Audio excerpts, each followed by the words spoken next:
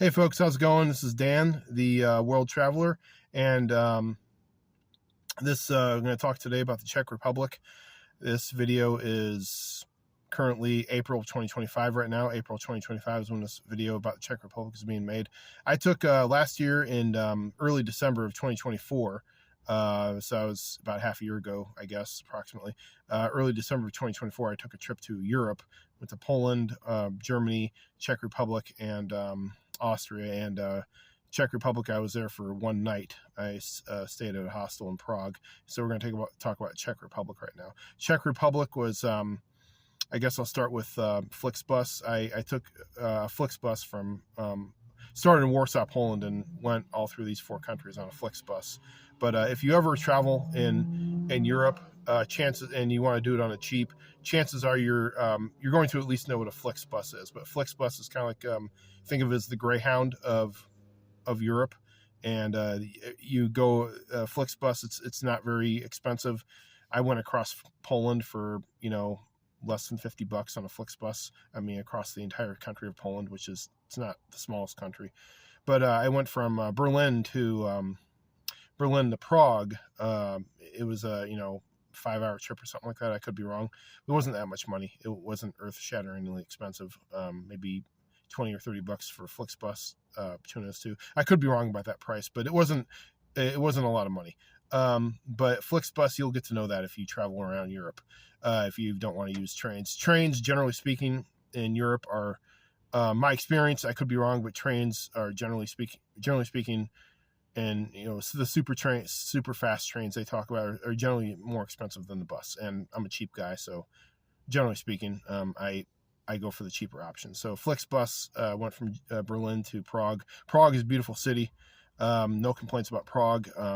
It was I did see a fair amount of graffiti, but it's not the something about being in Prague, Czech Republic. The graffiti just didn't make me feel like I was in a dangerous situation or anything like that. It just seemed more like art than graffiti, I guess, if you put it that way. You sort of have to be there to know what I'm talking about as far as that's concerned.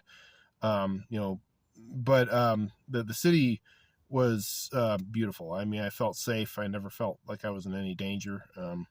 And the hostel was right there in downtown Prague, right near the river. A lot of I've found that a common thread of Europe. I've traveled. I haven't seen all of Europe, but I've seen quite a bit of it. And it seems like the big cities have a river running through them, or a lot of cities have a river running through them. I mean, yes, there's some American cities that have a river running through them, through the downtown area, but it seems more especially pronounced in Europe. And Prague was no exception. There was a river flowing, through the center of Prague. I forget the name of it, but there was I took a walk the night I was staying there, and there's a peninsula in the city, and it sort of jets out into the middle of the river. Anybody who's been to Prague knows what I'm talking about, but I don't know what they call it, but it's kind of a a place that people like to go, and they've turned it into a park, I think. But it's Prague's that's one of the nice things about Prague. It's a lot of history. You can just walk around that city in Prague, Czech Republic, and you can just feel the history just blasting you from every side. All the buildings are so historical, and yes, that it just means that they've been around for a very, very long time. That's what I mean by that. And I stayed at a hostel called Dream Hostel. Yeah, it's exactly as it sounds. Dream Hostel. That's the name of the hostel I stayed at, and I got no complaints about Dream Hostel. Very nice place. I highly recommend it. You'll be very, I think that you'll be quite happy there at Dream Hostel. It's everything that a hostel should be. An environment to meet fellow travelers and hobnob with people.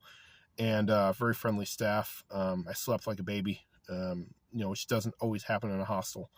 But that definitely, they measured up. They were up to snuff. I give them a thumbs up. Dream Hostel, Prague, Czech Republic. I think I give them an A+.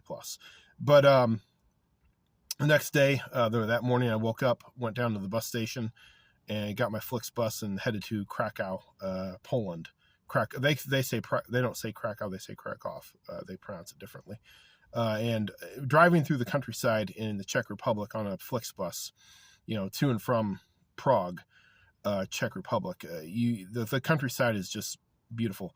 Actually, I didn't go. I'm sorry. I have to correct myself. I went from Berlin to Prague, then Prague to Vienna the next day. Sorry, I didn't go to Poland. It was Vienna was the next city. Sorry about that. But anyway, so when I was coming from Berlin to Prague and then Prague to Vienna, Austria, I was going through the Czech Republic countryside, and there's forests and whatnot and nature, but I really got a kick out of the houses. They're the houses that the people live in, because the Flixbus kind of went off the main road, and it kind of went in some back roads because there was that's just kind of the way they operated, and there was a combination of back roads and highway to get to Vienna, and going through the Czech Republic countryside is really picturesque. Some very nice little houses, adorable little houses that people live in, and there's seems like a lot of them had firewood outside because that's how they keep warm in the wintertime. And it was December. And let me explain something about Europe in general. That part of Europe, Central Europe, Northern Europe. In December, expect the sun to go down kind of early. I mean, I'm talking pitch dark at 4 o'clock. It gets early in the wintertime in the United States of America. Yeah, it gets early. It gets dark early, but Europe is a whole nother. It's the next level. It gets dark. It's pitch dark 4 o'clock, in the night, in the evening. 4 o'clock in the afternoon. It's pitch dark. So there was pressure for me to get to Prague early enough so that I could actually walk around and see some stuff. I mean, you can see things at night, but you can see them a little better in the daytime. And English was not a problem in Prague. Everybody seemed to speak. Some people, I'll just go and joke with you here, spoke better English than I do. And another thing, they're not on the euro. Czech Republic. I just used my credit card. I was only there for a night. I went to a coffee shop and paid with a credit card. Paid for my hostel with a credit card. I believe. I think I did that. But I didn't use. They have the krona. I believe. I could be wrong about that. I think their currency is the krona, and I pronounce krona. That's what they use in the Czech Republic. I don't know what a krona is in comparison to the U.S. dollar. I would have to look that up, and I can't do that this time. But that's about all I got without really. A few things I want to say about Europe in general. While I'm on the subject of Europe, when I was going from Berlin to Prague, you get ready when you're looking out the highway or wherever you are on the road in the Flixbus, looking out, you'll see a lot of windmills. There seem to be a lot of windmills in that part of Europe, and bathrooms. In general in Europe, I'm not necessarily talking about the Czech Republic here.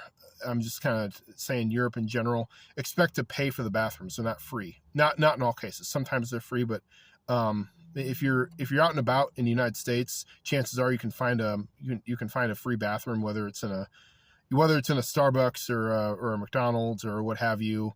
You can usually find a free bathroom where you don't have to reach in your pocket and pay money for it. That's not always the case in Europe. Expect if you ever vacation in Europe, just expect to shell out. It's not a big amount of money. It's maybe 50 cents or $1 US dollars to use the bathroom, but it's not free in a lot of places in Europe. Okay, just expect that. And also bottled water, or if you're at a restaurant, it's not always the case in America. In the United States of America, for example, I was at Cracker Barrel, one of my favorite restaurants about a week ago.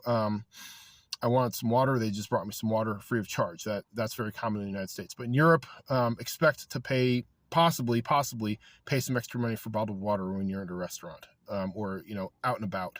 It's not free all the time. And that's not a general rule, but it's just something to think about if you go to Europe. Anyway, Czech Republic. That's all I really got. I suppose I could talk some more, but that's basically about it. I was only there one night. But Czech Republic, great place, great people. I recommend it. I think you'd enjoy it. Okay, have a great day. Dan, the World Traveler, Czech Republic. Bye now.